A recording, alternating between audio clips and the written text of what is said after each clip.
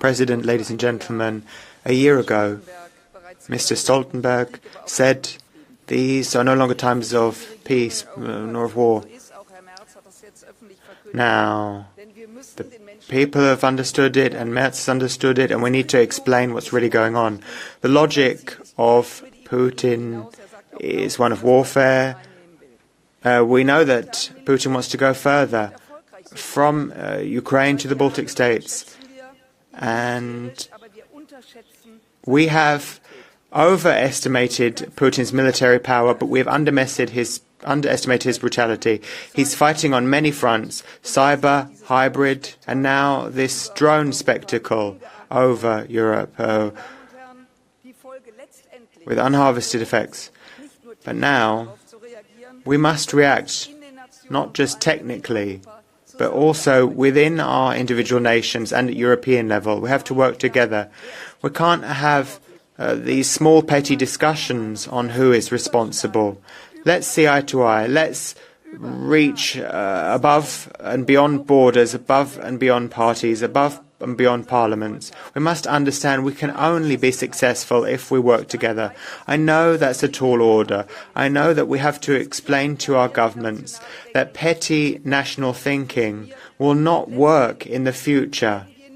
Because at the end of the day, we can only be successful if we work together. No country in Europe is able to defend itself on its own. No single country.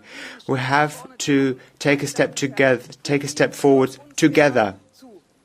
Now, Putin is listening to us, and there is one language he understands, the language of might and strength.